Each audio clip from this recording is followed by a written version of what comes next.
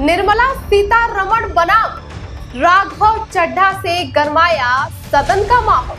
राज्यसभा में high voltage drama, social media पर आई memes की बौछार। देखे कैसे वित्त मंत्री निर्मला सीतारमण और आप नेता राघव चड्ढा के झड़प ने बढ़ाया इंटरनेट का पारा। सर, अक्सर देखा जाता है जब वित्त मंत्री बजट पेश करती हैं तो रूलिंग कोalition के जो एमपीज हैं, जो ट्रेजरी बेंचेस पर बैठते हैं, वो सरकार की तारीफ करते हैं और कहते हैं कि इससे भारतीय अर्थव्यवस्था में क्रांति आ जाएगी इस बजट से।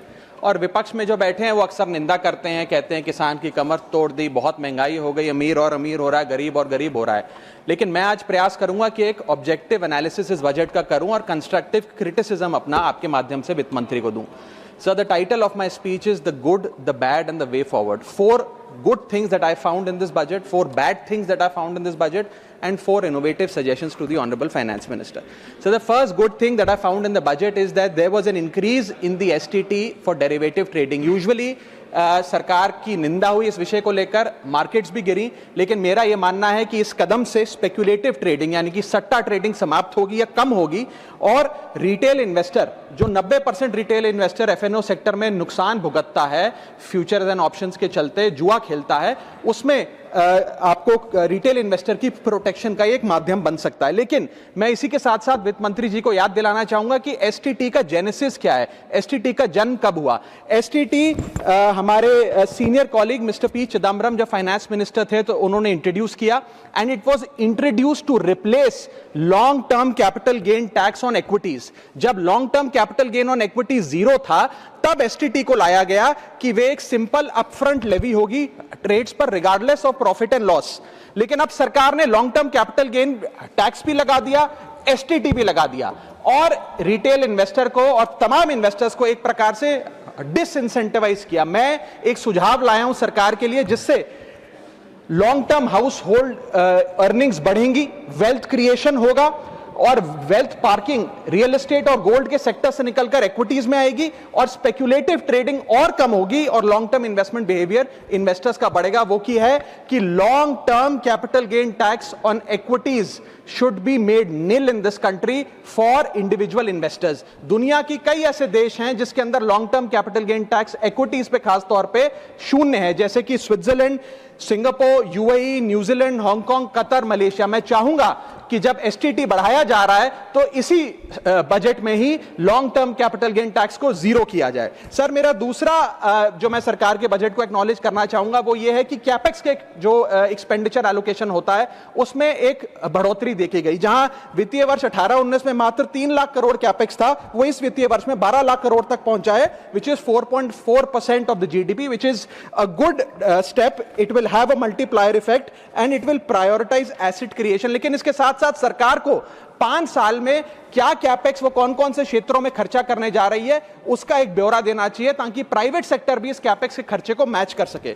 सो third thing which we found in the speech of the finance minister is that there was a relative restraint in making budgetary announcements for election bound states. अक्सर वित्त मंत्री का भाषण सुन के आप बता सकते हैं कि कौन से राज्यों में चुनाव होने जा रहा है। इस स्पीच में उन्होंने थोड़ा सा रिस्ट्रेंट एक्सरसाइज किया, जिसे मैं एक्नॉलेज करता हूं। और आखिरी अच्छी चीज जो इस बजट में नजर आई वो ये था कि एनआरआई की इन्वेस्टमेंट लिमिट में एनहांसमेंट हुई। लेकिन मैं बता दूं कि जब एफआईआईज ने, फॉरेन इन्वेस्टर्स ने, फॉरेन पोर्टफोलियो इन्वेस्टर्स ने इस देश के बाजार से पैसा निकाल लिया और पिछले एक वित्तीय वर्ष में 23 बिलियन निकाला, तब जाकर सरकार जागी और सरकार ने एनआरआईज के लिए इक्विटी मार्केट का दरवाजा खोलकर उनकी इन्वेस्टमेंट लिमिट को 5% से बढ़ा दिया। इसमें कोई दो राय नहीं है कि इससे इन्वेस्टर्स 32 मिलियन एनआरआई इन्वेस्टर्स को अब भारतीय बाजार में पैसा डालने का मौका मिलेगा। लेकिन इसी के साथ साथ सरकार को इस पर भी गौर फरमाना चाहिए कि क्यों फॉरेन इन्वेस्टर्स भारत से पैसा निकाल कर बाजार को छोड़कर जा रहे हैं। Sir, now I come to the bad part of the budget. First thing is the debt to GDP crisis. सरकार ने और डेट लेने के लिए, कर्जा लेने के लिए इस बजट में फॉर्मूला ही बदल दिया। पहले सरकार डेट जब लेती थी तो ओल्ड एफआरबीएम रूल्स के तहत 3% ऑफ जीडीपी तक का फ्रेश डेट लेती थी। इस बजट में सरकार ने उस फॉर्मूले को बदलकर कहा कि टोटल सरकार का डेट जीडीपी का 50% होगा और उस सीमा में हम डेट लेंगे। यानी कि they want to play on the denominator effect. For example, एक साल बजट अगर हमारा जीडीपी 12% से ग्रो करता है तो उस साल सरकार खूब सारा डेट लेके सरकार पे कर्जा लाद सकती है, जो कि फिस्कल डेफिसिट 4.5, 6.5, 5% तक भी पहुंच सकता है। सर, इसी के साथ साथ मैं बताना चाहूंगा कि आज सरकार कहती है कि हमारा डेट टू जीडीपी रेशियो 56% है, लेकिन ये गलत है, क्योंकि बहुत सारे ऑफ बैलेंस शीट आइटम्स हैं जिसे सरकार डेट में दिखाती ही नहीं है, जैसे कि FCI bonds, OMC bonds, fertiliser, NHAI, NFSS, यानी कि तमाम तरीके के ऐसे कर्जे हैं सरकार के ऊपर जो सरकार अपनी बैलेंस शीट में नहीं दिखाती है। सर, मैं सरकार को आपके माध्यम से यह रिक्वेस्ट करना चाहूंगा कि देश का कर्जा और कैसे ना बढ़े इस पर काम करें, ना कि और कर्जा लेने के लिए हम जीडीपी और डेट टू जीडीपी के फॉर्मूले के रेशियोज बदलकर और पैसा कर्जे पे ब्याज पर लेने का प्रयास करें। सर, दूसरी दिक्कत जो इस बजट में नजर आई वो ये थी कि इनकम टैक्स स्लैब में चेंज नहीं हुआ। सर, हर साल देश का आम आदमी जब वित्त मंत्री जी की बजट की स्पीच सुनता है तो वो इसलिए नहीं सुनता कि पीएलआई की क्या इन्वेस्टमेंट होगी, कौन सा कॉरिडोर बन रहा है। देश का आम आदमी, सैलरीड क्लास, इसलिए बजट की स्पीच सुनता है कि उसके अंदर स्लैब में कोई रिवीजन होगा, क्या हमारी स्टैंडर्ड डिडक्शन की जो हमें डिडक्शन मिलती है वो बढ़ेगी। लेकिन इस बार बजट में देश का आम आदमी और खास तौर पर देश का मिडिल क्लास डिसअपॉइंट हुआ। पहले ही there has been a stagnation in the salaries, inflation 6.8% पे खड़ा है, लेकिन उसके बावजूद हमने इस बार कोई स्लैब में या स्टैंडर्ड डिडक्शन में चेंज नहीं देखा। मैं आपके माध्यम से वित्त मंत्री जी को रिक्वेस्ट करना चाहूंगा कि आप इसी बजट में अनाउंसमेंट करें कि स्टैंडर्ड डिडक्शन जो 75,000 रुपए है उसे बढ़ाकर सैलरीड क्लास के लिए 1.5 लाख रुपए किया जाए। Sir, third problem that was there with the budget is that there was no relief for the middle class. Sir, after a very long time in India's history the personal income tax collection was more than the corporate income tax collection, यानी कि individuals ने जो income tax भरा वो लगभग 11 लाख करोड़ के आसपास भरा, और कंपनियों ने, कॉर्पोरेट ने जो इनकम टैक्स भरा वो लगभग 9.8 लाख करोड़, यानी कि मैक्सिमम टैक्स आपको इंडिविजुअल्स के इनकम टैक्स से मिल रहा है। आप मिडिल क्लास वो टैक्स भर रहा है। आज वो दौर आ गया है कि हम मिडिल क्लास को अपलिफ्ट करें, मिडिल क्लास को पैम्पर करें, नहीं तो मिडिल क्लास एक सैंडविच की तरह रिच क्लास और पुअर क्लास में दबता चला जा रहा है। सर, राइजिंग कॉस्ट प्रेशर्स के चलते पिछले वित्तीय वर्ष में मिडिल क्लास ने देखा कि उसके एजुकेशन के खर्चे में 8% की बढ़ोतरी हुई, हेल्थ केयर 9% से महंगा हुआ, रेंट 7% से, फूड 6% से, ट्रांसपोर्ट 5% से।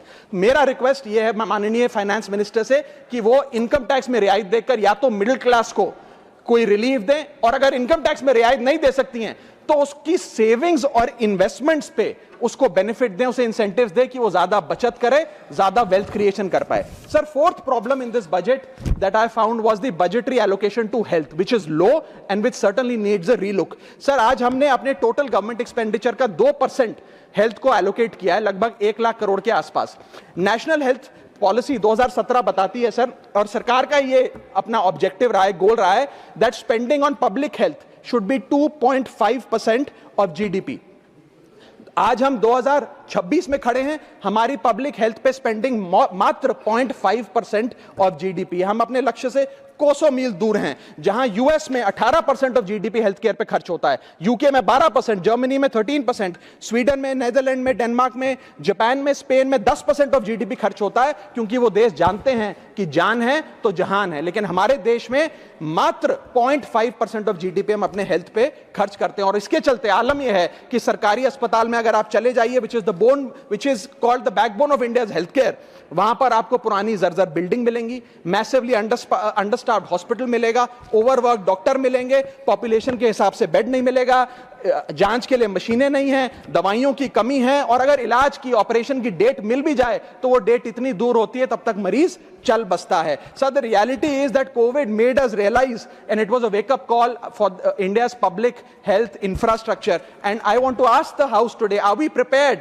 God forbid, if there were to be another pandemic और another big sort of raging pandemic in this country, and the answer to that is no। और प्राइवेट अस्पतालों की सर हालात ये हैं कि अगर आज आपको प्राइवेट अस्पताल में इलाज करना पड़े तो आपको लोन लेना पड़ता है, अपने घर के गहने, अपना रियल एस्टेट एसेट बेचकर पता नहीं कितने हजारों लाखों लोग हर साल भारत में गरीबी रेखा के नीचे चले जाते हैं, क्योंकि उन्हें एक हेल्थ इमरजेंसी के चलते प्राइवेट अस्पताल में इलाज कराना पड़ता है। सर, जैसे वन नेशन वन इलेक्शन इस देश में लागू किया जा रहा है, वन नेशन वन टैक्स की ओर हम बढ़ रहे हैं, वैसे ही one nation one medical treatment की ओर बढ़ना चाहिए। सबको नंबर 1 मेडिकल ट्रीटमेंट देश में मिले, ऐसी व्यवस्था बननी चाहिए। सर, मेरे 4 सुझाव जो आपके माध्यम से मैं वित्त मंत्री को देना चाहूंगा। पहला सुझाव है, put all land and property records of India on blockchain. एक blockchain based land registry ledger बनाइए। पहले 10 मेजर राज्यों शहरों से शुरू करिए, महानगरों से और टियर 2 सिटीज से, जिस ब्लॉकचेन लेजर में हर रिकॉर्ड, हर सेल, हर म्यूटेशन, हर इनहेरिटेंस को एक डिजिटल रिकॉर्ड बुक में डाला जाएगा, जो एक ब्लॉकचेन लेजर होगा, जो टाइम स्टैम्प्ड होगा, टेम्पर प्रूफ होगा, 100% ट्रांसपेरेंट होगा और रियल टाइम प्रॉपर्टी ट्रैकिंग आप उससे कर सकेंगे, जिसके चलते इंस्टेंट टाइटल वेरिफिकेशन होगा। आज सर हमारा जो रियल एस्टेट का लैंड एंड प्रॉपर्टी रिकॉर्ड का जो बाजार है, उसमें अटर कियोस है। कियोस इसलिए है कि लोगों को रजिस्ट्रार के दफ्तर के बाहर धक्के लग रहे हैं, दलालों ने उन अफसरों पे पूरी तरीके से कब्जा किया हुआ है, प्रॉपर्टी टैक्स में चोरी होती है, सर्कल रेट को एक्सप्लॉइट करके कैश में प्रॉपर्टियां खरीदी जाती हैं, फर्जी कागज, कब्जे, टाइटल डिस्प्यूट, न जाने क्या क्या चल रहा है, जिसके चलते आज 66% of India civil disputes are land disputes. 45% of properties lack clear title in India. India ranks 133 out of 190 in property registration efficiency. 48% of our properties are under dispute, and the average time taken by civil courts to resolve these disputes is 7 years. And 6.2 crore property documents are pending digitization. वो तहसीलदार के दफ्तर में पड़े या registrar के दफ्तर में, उनका डिजिटाइजेशन अभी तक नहीं हुआ। इन सारी बीमारियों का एक ही दवा है, that is national blockchain registry, जिसके चलते प्रॉपर्टी डिस्प्यूट समाप्त होंगे, मिडिल क्लास की वेल्थ अनलॉक होगी क्योंकि वे और ब्याज पे पैसा ले पाएंगे, प्रॉपर्टी टैक्स की कंप्लायंस बढ़ेगी और रीट्स जैसे इन्वेस्टमेंट व्हीकल्स को ब्लॉकचेन वेरीफाइड टाइटल मिलेंगे, उसमें भी बढ़ोतरी देखी जाएगी। इसी के साथ साथ सर दुनिया के कई देशों ने इसे लागू कर दिया है। स्वीडन में यह लागू है, जहां पर एक दिन में आप प्रॉपर्टी का ट्रांजैक्शन कंप्लीट कर सकते हैं, वहां डिस्प्यूट रेट 2% है। जॉर्जिया में है, जहां 3 दिन में प्रॉपर्टी का ट्रांजैक्शन खत्म हो जाता है, डिस्प्यूट रेट 1% है। और यूएई में है, जहां 10 मिनट में आप अपनी प्रॉपर्टी खरीद बेच सकते हैं, वहां डिस्प्यूट रेट 1% से भी नीचे। और वहां हिंदुस्तान में प्रॉपर्टी बेचनी हो तो 2 से 6 महीने लगते हैं और 48% डिस्प्यूट रेट है। सर, मेरा दूसरा सुझाव है inflation linked salary revision act. Bharat में वेजेस को इंडेक्स करिए महंगाई से। वित्तीय वर्ष 18 से लेकर वित्तीय वर्ष 26 में हमने देखा कि real wages for the salaried class में 16% की गिरावट आई। यह गिरावट का मतलब इन सालों में जितनी महंगाई थी, जिस स्तर पे महंगाई बढ़ी उस स्तर पे वेजेस नहीं बढ़ी, जिसके चलते 16% की गिरावट रियल वेजेस में देखी गई। इसीलिए mandatory wage indexation formula is the need of the hour and the government must look at it. इसके चलते तमाम फॉर्मल सेक्टर्स में, corporate, shops, factories, gig workers, सबको इन्फ्लेशन इंडेक्स वेज हाइक मिलेगा। और सरकार के मुलाजिम को तो मिलता ही है, हर साल डियरनेस अलाउंस मिलता है, उसके बाद आप हर कुछ सालों में पे कमीशन लागू होता है। इससे आप 20 करोड़ आबादी, which is 45% of India's total workforce, आप उसे एड्रेस कर पाएंगे। सर, इसी के साथ साथ मैं बताना चाहता हूं कि दुनिया के कई देशों में यह पहले से ही लागू है। यूएस के अंदर COLA, cost of living adjustment system लागू है, जिसके अंदर एनुअल और ऑटोमेटिक रिवीजन होता है। जर्मनी के अंदर हर 18 से 24 महीने के अंदर महंगाई के अनुसार सैलरी बढ़ा दी जाती है। जापान के अंदर शिंटो मेथड यूज होता है, जिसमें annual inflation index wage hike दी जाती है। और बेल्जियम में ऑटोमेटिक इंडेक्सेशन लॉ है, जिसमें क्वार्टरली बेसिस पर एम्प्लॉइज की सैलरी बढ़ाई जाती है। Sir, India is one of the only countries in major economies where 85% of our formal workforce has zero statutory inflation protection. We are at the mercy of the employer discretion and our own negotiation power to raise our salaries. इसके साथ साथ मुझे लगता है कि एक minimum increase based on inflation होना चाहिए। मेरा थर्ड सुझाव माननीय वित्त मंत्री जी को रहेगा कि स्टेट कैपिटल एक्सपेंडिचर की matching grant, matching funding centre दे, यानी कि हर 1 रुपया जो राज्य की सरकार कैपेक्स पे, कैपिटल एक्सपेंडिचर पे, एसेट क्रिएशन पे खर्च करती है, उसकी मैचिंग ग्रांट 1 रुपया केंद्र द्वारा राज्यों को दिया जाना चाहिए, not as loan but as a grant. आज स्टेट कैपेक्स में दो बॉटलनेक्स है। पहला बॉटलनेक है बोरोइंग कैप, यानी कि कोई भी राज्य अपने स्टेट जीडीपी से 3% से ज्यादा ब्याज पर पैसा नहीं ले सकता, वो कैपेक्स पे नहीं खर्च करता, वो तमाम तरीके के ऑपरेशनल खर्चे करता है। और सेकंड प्रॉब्लम है कि अगर केंद्र सरकार पैसा देती भी है राज्यों को कैपेक्स के लिए, वो लोन की सूरत में देती है, और कंडीशनल लोन की किस एसेट पे कितना खर्च होगा, एक कंडीशनल लोन दिया जाता है। मेरा सुझाव है that replace this loan with conditions given by the centre to grant with trust, grant based on trust by the centre. Sir, centre को आने वाले 5 वर्षों के लिए 1.5 लाख करोड़ आवंटित करना चाहिए, not as loan but as these capex grants, ताकि राज्यों में सड़कें बने, इरिगेशन नेटवर्क बने, लोकल पावर इंफ्रास्ट्रक्चर बने, ड्रिंकिंग वाटर सैनिटेशन हो, और अर्बन इंफ्रास्ट्रक्चर में एसेट क्रिएशन, एसेट फॉर्मेशन किया जाए। As not as loan, not on interest, not with principal and with no conditionality. अगर ऐसा होता है तो सबसे पहले तो स्टेट की बैलेंस शीट में this grant will not sit as debt, state की बैलेंस शीट सुंदर होगी, बेहतर होगी। दूसरा, खुलकर राज्य कैपेक्स पर खर्च कर पाएंगे। Third, it will be a high growth and a high job creator, एक ग्रोथ मल्टीप्लायर और जॉब क्रिएटर के तौर पे इसका इस्तेमाल होगा, क्योंकि हर 1 रुपया जो आप कैपेक्स पे खर्च करते हैं उससे भारत का जीडीपी 2 से 3 रुपए बढ़ता है in a span of 3 to 5 years। Cooperative federalism मजबूत होगा, और साथ ही साथ states will become builders and not borrowers in the eyes of the centre.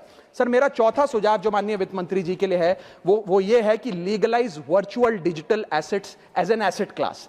India में अभी सर वैसे ही डी फैक्टो लीगलाइज टैक्सेशन है वर्चुअल डिजिटल एसेट्स, यानी कि crypto currency, stable coin etcetera, क्योंकि अगर उनकी खरीद बेच पर कोई मुनाफा होता है तो 30% फ्लैट इनकम टैक्स लगता है, और 1% ट्रांजैक्शन टैक्स जो अपनी वस्तु बेच रहा है उसे सरकार को जमा कराना पड़ता है। But they are somehow not recognised as an asset class. VDS जो वर्चुअल डिजिटल एसेट्स है, एक एसेट क्लास का दर्जा नहीं दिया गया, जिसके चलते कोई डेडिकेटेड लाइसेंसिंग लॉ नहीं है, कोई क्लियर कंज्यूमर या इन्वेस्टर प्रोटेक्शन कानून नहीं है, एएमएल कानून यानी कि एंटी मनी लॉन्ड्रिंग गाइडलाइंस और डायरेक्शंस इस एसेट क्लास के लिए नहीं है, and there is of course no explicit legal classification. As a result what has happened is that 4.8 lakh crore trade in this virtual digital assets has moved offshore. Bharat के बाहर निकलकर वो अन्य देशों में, दुबई, सिंगापुर, मलेशिया और अन्य देशों में इसका ट्रेड हो रहा है जो भारतीय कर रहे हैं। Second thing that has happened is that 73% of India's crypto trading volume in financial year 25 has moved to offshore exchanges. What has further happened is that 180 virtual digital asset startups have moved to countries like Dubai and Singapore, and as a result जो देश, भारत देश के 12 करोड़ ऐसे लोग हैं जो इन virtual digital assets में, crypto में, आरडब्ल्यूए यानी कि रियल वर्ल्ड एसेट में, स्टेबल कॉइन में इन्वेस्ट करना चाहते हैं, वो ऑफशोर जाकर इन्वेस्ट कर रहे हैं। जरूरत है कि हम कंप्लायंस हिंदुस्तान में लागू करें, उसे हेविली रेगुलेट करें, लेकिन उसे ऑनशोर लाएं। इसके चलते अगर ऐसा होता है तो सरकार के खजाने में 15 से 20 हजार करोड़ रुपए का इजाफा होगा, उन्हें उतना टैक्स मिलेगा। और इसी के साथ साथ मैं सरकार को कहना चाहता हूं that we currently tax these virtual digital assets as if they are legal, but we regulate them as if they are illegal. मेरा सुझाव है कि इसे heavily regulate करिए, रिंग फेंस करिए इस इकोसिस्टम को, AML गाइडलाइंस यानी कि एंटी मनी लॉन्ड्रिंग कानून और मजबूत करिए, लेकिन prohibition is not protection, regulation is protection. Thank you so much, sir.